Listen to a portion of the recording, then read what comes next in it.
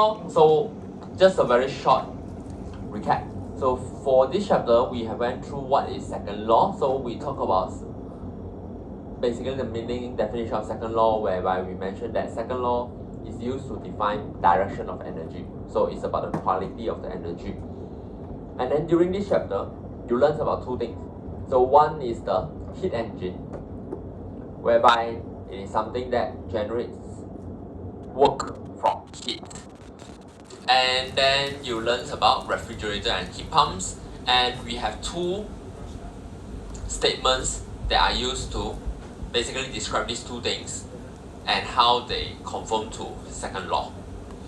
Okay, so we have the Kelvin-Planck statement, basically talk about a heat engine, where you cannot have a heat engine if you don't reject heat.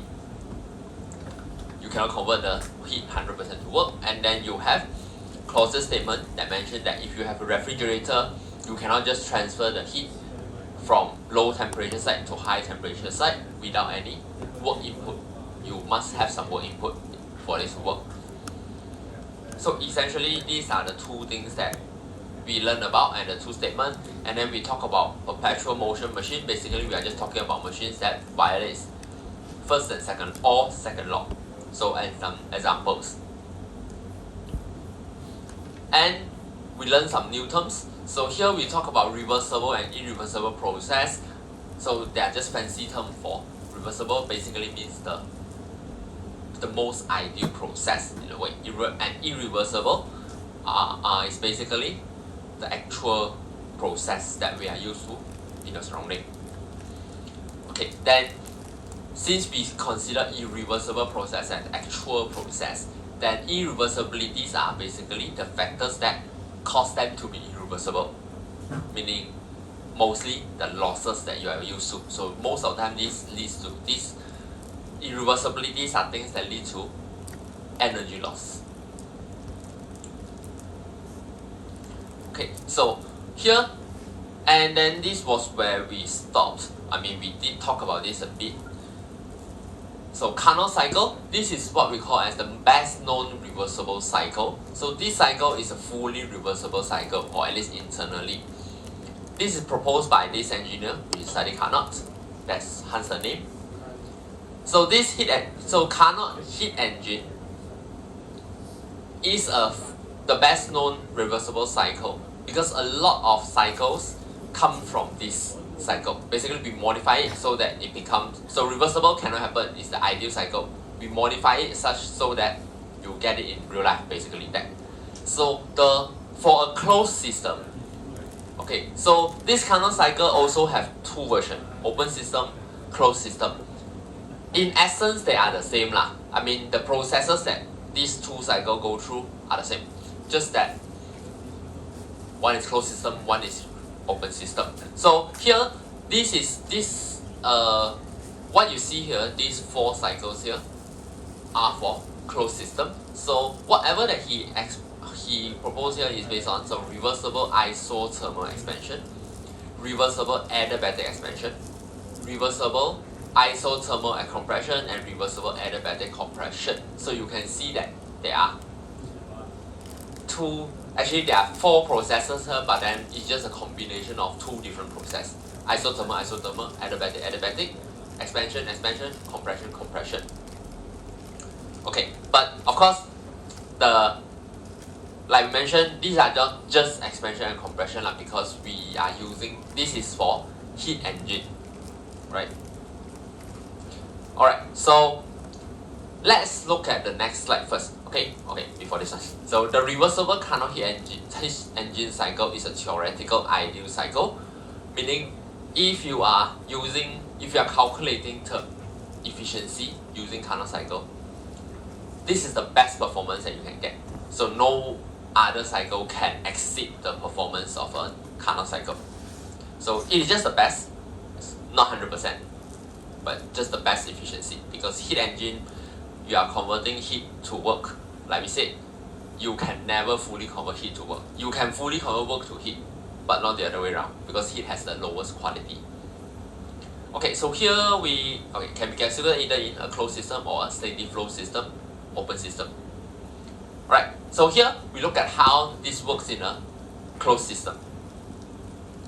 So Carnot showed that the efficiency of a reversible cycle is always greater than that of an irreversible cycle operating between the same two thermal reservoir. Okay, so this actually leads to the actual definition for Carnot cycle. So Carnot cycle, just now we mentioned that, let's go back a bit. You can see here we say that this is the theoretical ideal cycle with maximum performance, right? But there's actually one missing keyword here. The missing keyword here is the one underlined over here, this one. Oops.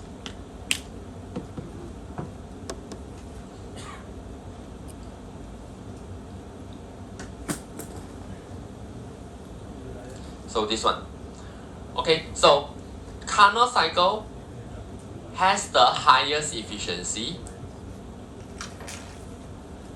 given that it operates between the two same thermal reservoir, meaning you cannot change the high temperature and the low temperature.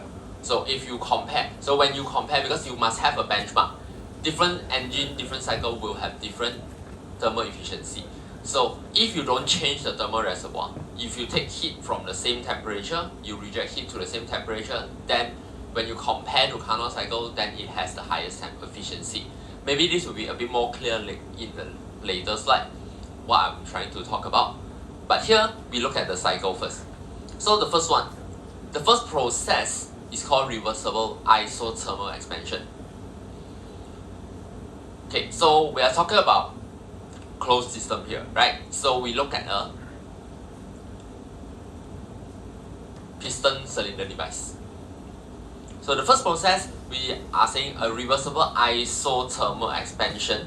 So here, you imagine that you are adding heat to the system. So the first process is actually also a Q-in process. So imagine you are adding heat to the system, QH.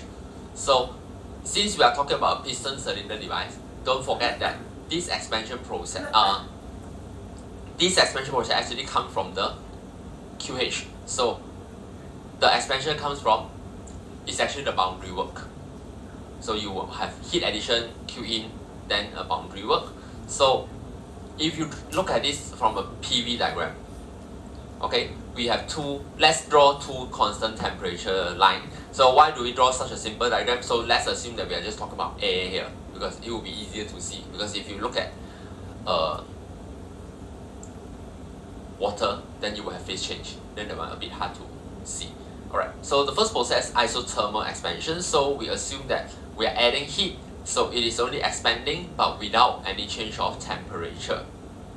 So the line goes something like this. So 1 to 2. So 1 to 2, you can see here on the PV diagram. Then, so this is actually a QH process or a Q-in process. So once you stop adding heat, you imagine that now the temperature change, so meaning you stop adding but it still continue to expand, then temperature will continue to increase. And in this case, this is an adiabatic process, so there's no heat loss, then it jumps from TH to TL. Of course, in real life, this thing won't have such a gap in between, like it won't be like the moment you stop, as in, how should I say? So the moment you stop, it won't stop expanding, so it will continue to expand, something like that, but it won't be such a nice change in process. That's what I'm trying to say. But again, this is not something that is possible, that's why you just look at this first. So this process, even we say this QH, right? So in a way, right, you can imagine this is actually the Q out process. Work out, sorry. This is where we are generating work. So when the piston is pushing out, we are generating work. So this is actually a work out process. Then after that, we say reversible isothermal compression. So this is where we reject heat. Okay, so actually same thing as the first process, but the other way around. That's why they are same isothermal process, but one is expansion, the other one is compression. So this is actually a QL process or a Q out process. Okay, then lastly, same thing. We repeat whatever that we did just now, which is adiabatic process, but now this is a compression process. So here the temperature drops. So when the temperature drops, then the whole volume will drop, then the piston will go down. So this is what happened here. So this whole cycle here is a PV diagram for a Carnot cycle. So again, reminder, so here, this is actually a work-in process. So this way. So you are compressing it without any additional work. You're compressing it with additional work, but without any heat loss. So this is the basis for a Carnot cycle. Let's see. So here we are saying that the area under the graph here is actually the work net out. Why? Because remember we mentioned that in a cycle, the overall change in the heat is actually overall change in the work. So either way, the area under the graph, if you look at it, it looks like it is just Q net, but technically it is also work net lah. So this is the basis of how a Carnot cycle for closed system works. But of course, if you look at closed system, actually it doesn't really make too much sense on. Like, at least it doesn't look that way. But when you look at open system, then maybe it will make a bit more sense. Okay, because closed system part, I think the adiabatic expansion part is a bit hard to imagine how it happens. Alright, so the next slide will show you the open system version actually, or rather, actually not really open system. For some reason, the textbook likes to jump to the reverse Carnot cycle straight away. But then this is an open system lah. But never mind, we skip the reverse Carnot cycle for now. I put in the open system version. Okay, so what you see here is actually the open system version for Carnot cycle, which will actually be discussed in a later chapter. But here we can have a brief look first. So you can see that whatever that you have in the graph is actually the same as what I showed you for heat engine. Sorry, not graph, the diagram. The PV diagram look exactly the same as the open system. Okay, so remember just now, let's keep it as Q in or QH, then work out QL, then work in. So you can see here, we start from here. You see you have a boiler here. So this is actually that the isothermal heat addition process at the boiler. Then when the gas is heated up, you push it to a turbine, the turbine turns, you get a work out. So this is the adiabatic expansion process. So this was the isothermal expansion, and this was the adiabatic expansion. Then after that, it goes to a condenser. So this is your isothermal. I mean condenser. Then we talk about water lah, but just take it as it. So this will be your isothermal compression. I mean, you don't exactly have a compression, but it's still the Q out process. Then this is the adiabatic compression. As it. So you can see exactly these four processes. Of course, if you cannot imagine it as expansion compression anymore because it's an open system. But if you focus on this QH work out, QL and work in, right? So all these four processes, you can see them appearing on this diagram itself. So it's the same thing, but now when it's open system, then we need to split it into four different systems to make it a complete cycle. So this is how a Carnot cycle looks like for an open system. PV diagram, you can see that nothing much change. They look the same because they are the same processes. Okay, so then now we go back to the main topic for this slide, the reverse Carnot cycle. So what is a reverse Carnot cycle? So this, what we see here is a Carnot cycle. So Carnot cycle, we say that it is a reversible process, right? So by logic, like we said, in the most ideal case, a reversible process can go both ways, even though we know that in actual cannot. So here, we reverse the entire thing. So the moment you reverse the entire process, meaning now the process go this way, right? you try to go the other way around. Then you get the reverse Carnot cycle. And you will notice that the reverse Carnot cycle is actually a Carnot refrigeration cycle. So that when you reverse the entire heat engine flow, it actually becomes the refrigeration cycle. You can see it's the same thing. You see you can work net. So this work in. This part is also work in. But for heat engine, it goes to a Q in, right? In reverse Carnot cycle, it goes to a Q out instead. Then, of course, we know that we don't have a turbine here, but this is still an expansion process. So whatever happened at the turbine side is called the expansion process, because the gas or vapor is being expanded. So same thing here, in the reverse refrigeration cycle or reverse Carnot cycle, so in the refrigeration cycle or in the reverse Carnot cycle, this part is also the expansion process, just that we don't get work out because we don't need it. Then, after that, it goes to the Q in process, which in this case, we go to Q out process for Carnot cycle.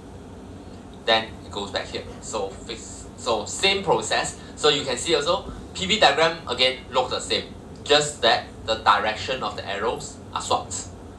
You go to the other way around, but they are the same cycle. Alright, so here in second law here, mainly we are not going to study how the actual cycle will look like, because we are only focusing on the Carnot side first. You need to know the theoretical side. Okay, so these are how the theoretical cycle or the Carnot cycle looks like. Carnot and reverse Carnot cycle. Okay, so the Carnot principles. So you need to understand. So here actually we more or less talk about all this already. So the efficiency of an irreversible heat engine is always less than the efficiency of a reversible one, operating between the same two reservoirs. So this was my, so like I said, this is the keyword. Operating between two reservoirs. So if the two reservoirs is the same, meaning TH and TL don't change. So efficiency of all reversible heat engine operating between the two reservoirs are the same. Makes sense, right? Because we say that reversible heat engine always has the highest efficiency. So no matter, so let's say assuming that someone else come out with another reversible cycle, I don't know what it is, but let's say it come out with the same reversible cycle, that efficiency will not be higher than Carnot. It will still be the same. So what we have here is this. So if you have a reversible cycle and reversible cycle, so provided that this is constant, it's hard to see, but yeah, and this is constant. So we don't change the TH, you don't change the TL.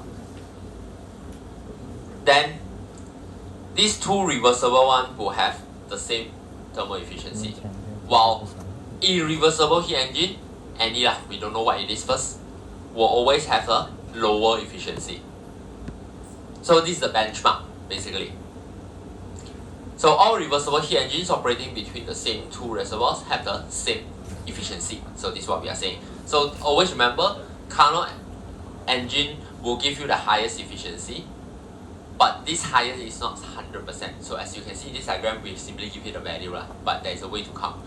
We say it's 70%.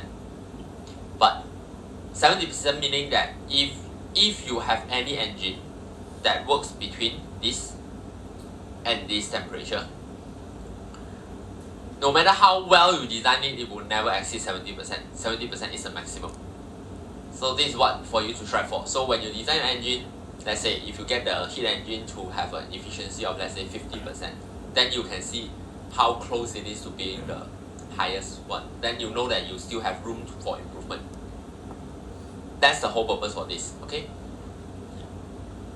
Alright, so now we look at what we call temperature scale. So we established that Carnot cycle works between the two temperature, right? So it's scale, so by logic, Carnot cycle efficiency will scale by temperature. So a temperature scale that is independent of the properties of the substance that are used to measure temperature is called thermodynamics temperature scale. So such a temperature scale offers great convenience in thermodynamic calculation. How so? So you can look at this here. By the same logic, so let's say if you have one thermal heat engine that operates between these two temperature limits. So if by the same logic, if we have two other reversible engine or Carnot engine, if they work in tandem, so ultimately they are still working between the same temperature, they will have the same efficiency. So meaning if the efficiency of A and B combined will be equals to efficiency of C also. Okay?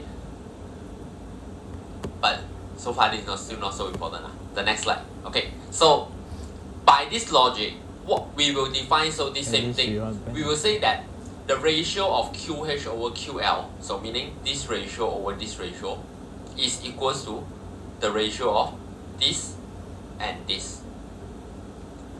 So this is what we are trying to define here. So very important keyword. This is not equals to this, okay? QH is not equals to TH. QL is not equals to TL. Their ratio is the same. That's what we are defining here. And this T is in terms of Kelvin. It's written there here. So this temperature scale is called the Kelvin scale, and the temperature in this scale are called absolute temperatures. So if you accidentally use degrees Celsius for the ratio, your value will not be the same. So a conceptual experimental cell to determine thermodynamics, okay, this one nothing. Alright, so this scale or this ratio, you can only use it when you have a Carnot heat engine. Okay? So in other words, you can use this ratio to find out what is the efficiency of the Carnot heat engine. How so? So how do we do that? Because if you can recall, thermal efficiency for heat engine, we define it as work net over Q in, and then we can further derive it into this form, right? We did derive, I say I don't memorize this equation, but we did derive it such that from thermal efficiency, work net over Q in, it becomes 1 minus QR over Q in, or QL over QH. So in this case, this is where Carnot heat engine is useful. So if I tell you that this heat engine is a Carnot heat engine, then you can actually replace the entire QL over QH with TL over TH. So it means that you just need to know the temperature of the reservoir. Then you can find out what is the efficiency of the heat engine. You don't really need other information. Of course, if it is an actual heat engine, then you cannot use this. Okay, so no heat engine can have, so these are all we are just keep repeating this. So let's say if your reversible heat engine is 70%, an irreversible one will be lower. It can be any value, not necessarily 45% like in this case. But anything above 70% is impossible. Okay, so just talking about this further. Okay, so just by looking at this equation, right, actually there is also another significance to this equation. Can you see what is the use of this equation besides finding out what is the highest performance for the heat engine?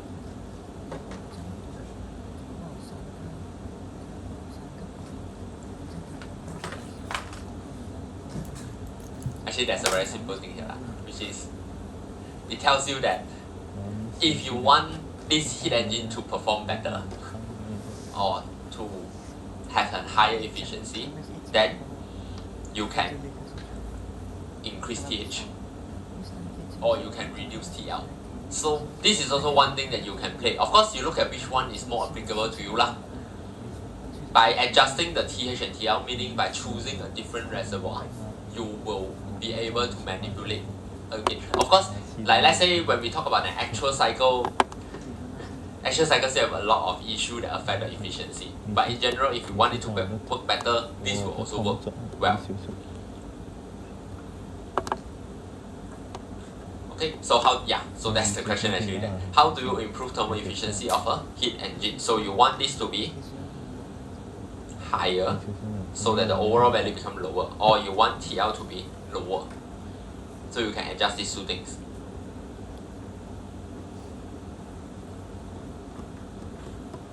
Okay, so here is one simple example.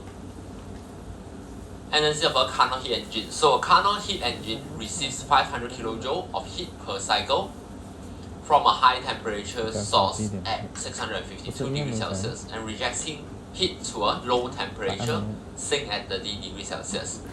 Determine the thermal efficiency of this Carnot cycle and the amount of heat rejected to the sink per cycle.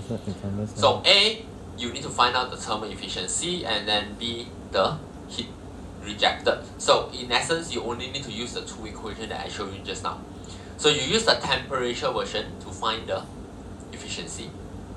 And then either you can use back the efficiency to find out what is QL, or you can just use the ratio QL over QH equals to TL over TH.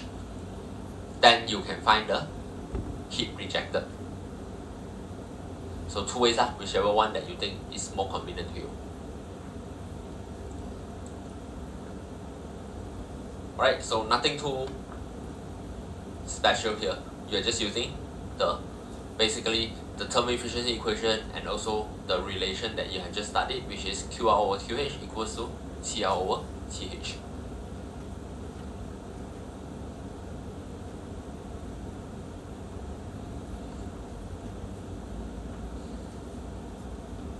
Alright, let's move on. Okay, so same thing. We talk about heat engine now. We'll talk about heat engine. So now we look at refrigeration cycle, refrigerator and heat pump. Okay, so for refrigerator and heat pump, actually it's still the same thing. So we define the performance of refrigerator and heat pump with COP, right? So COP also same thing. COP, if you have a reverse Carnot cycle, reverse Carnot cycle or a Carnot refrigerator, then it will have the highest COP provided that you don't change the TL and TH, and the COP cannot be higher basically. It can be lower but cannot be higher. So we can do the same thing here, whereby we have derived the equation for the COP for refrigerator and heat pump, right? So similarly, you can replace the QH over QL with TH over TL, or QL over QH with TL over TH. So same thing. How do you increase the COP of a Carnot refrigerator or heat pumps? And how about for actual ones?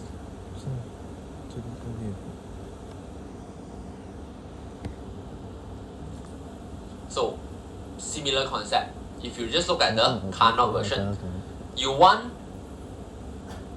the denominator, right, the one at the bottom. You want the one at the bottom to be as low value as possible.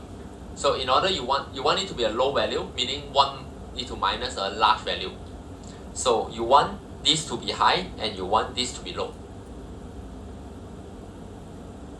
Correct. TL. Okay. So which means if you just look at, so now we look at the diagram. If you imagine your aircon, TH would be outside temperature, right? It will be the outdoor unit, warm environment. And the refrigerator space will be here with TL. So here, it will be a bit counterintuitive because you can see that we want TH to be as low as possible. We want TL to be as high as possible. You want these two gaps to be very close. TH, mostly we cannot control because it is the unit that we place outside. So the only thing that you can adjust is TL. So if you want your aircon to perform the most efficient or to have the highest efficient performance, you actually shouldn't adjust the temperature to be too low. Basically, you want it to be as, how should I say? You want it to be as high as possible, meaning if you want to save electricity, just adjust it to a temperature that you are comfortable with, that's all. Don't make it too cold and you hide in your blanket. That will be wasting energy lah, basically. Alright, so this is how we can see how this affects the performance.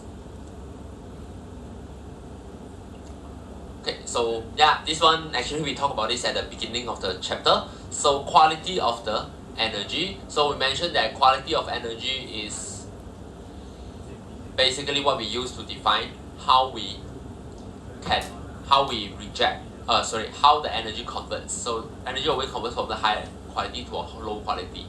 Now, so the quality of the energy will also change depending on what are the temperature, which also makes sense, right? Because just now we use the temperature to define the thermal efficiency. So from here you can see that if TH, and then we say that if TH is high, then thermal efficiency will be higher. It also means that if you have a higher temperature, it is easier for you to convert the energy.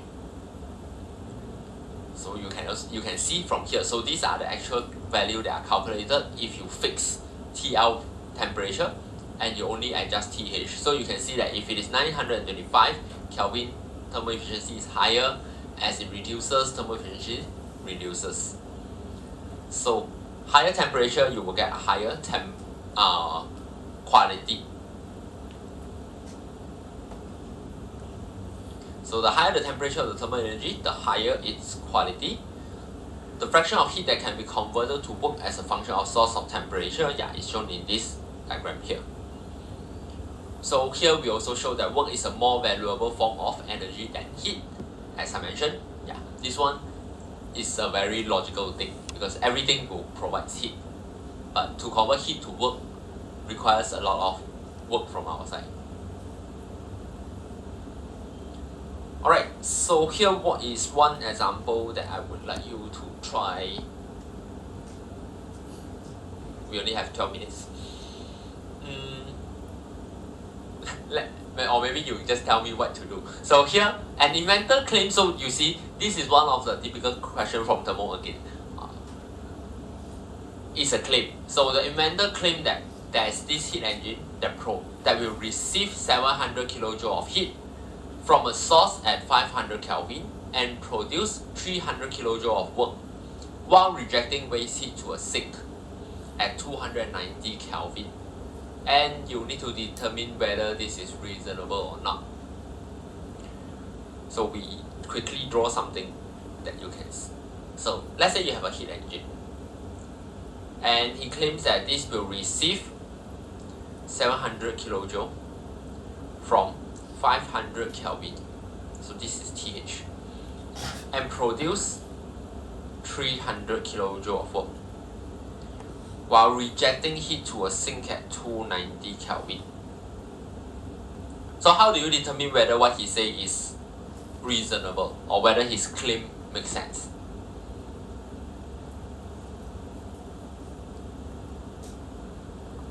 Okay, I think you quickly try. I'll give you 5 minutes. This shouldn't take too long actually, if you understood what I was saying just now.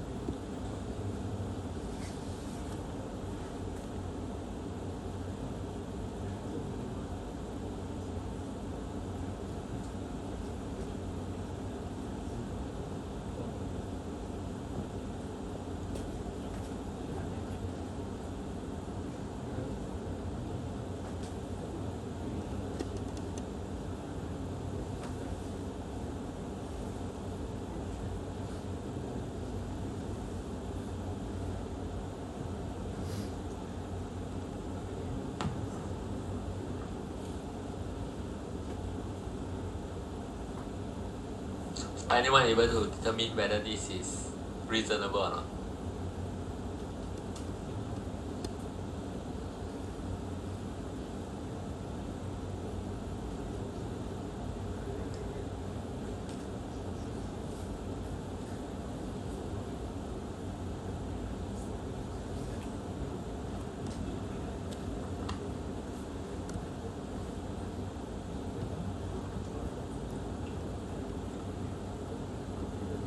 Okay, so let's discuss. So whenever you have this kind of question, of course, you always check with the highest performance. So that is the whole reason why we study Carnot cycle. Okay, so here, what you need to do is actually just this. You need to check what is the Carnot efficiency. So for the Carnot efficiency, how do you check?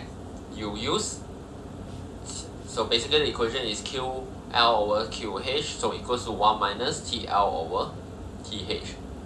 So you sub in the value, you will get an efficiency. So after that, the next step, you kind of have multiple ways to solve this, in a sense, because one thing that you can do here is, you can just find out, so you can just use work net over QH equals to this Carnot efficiency. Then you check what is the work net. Or you can actually ignore the work net entirely.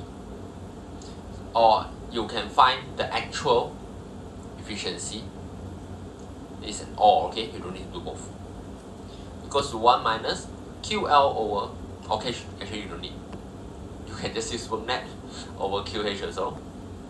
Then you find the actual one. Then you compare both. So you can either compare the efficiency or you compare the, so this work net will be the Carnot work net or maybe the ideal work net. Then you compare with the actual one. So you can compare either one of them to see what are the differences. Then you make your analysis. So in this case, the answer that I have is actually work out. So the work out here, you will get 294 kilojoule. So if you compare 294 with the claim says 300 kilojoule. So obviously the claim says that, so or the inventor says that the heat engine can provide more work than what ideally you can get from a reversible process. So which means that this is a false claim. The claim is not reasonable.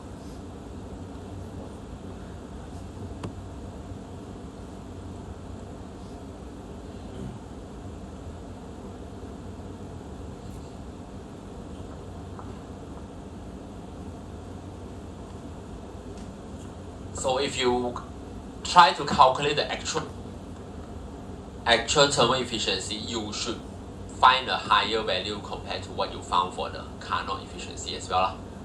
In this case.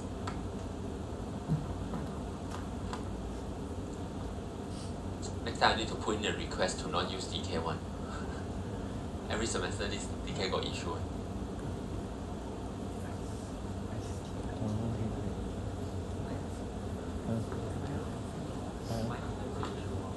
Not just this one, sometimes other things. 什么问题哈？来啊！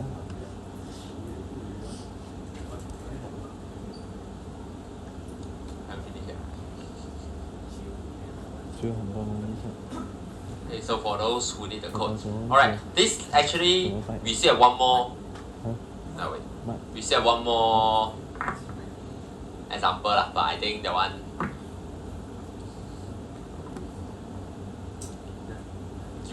We talk about it next week lah. Very quick one, just then that's all. Okay, so that's all for today. Okay, bye bye. I think they have test.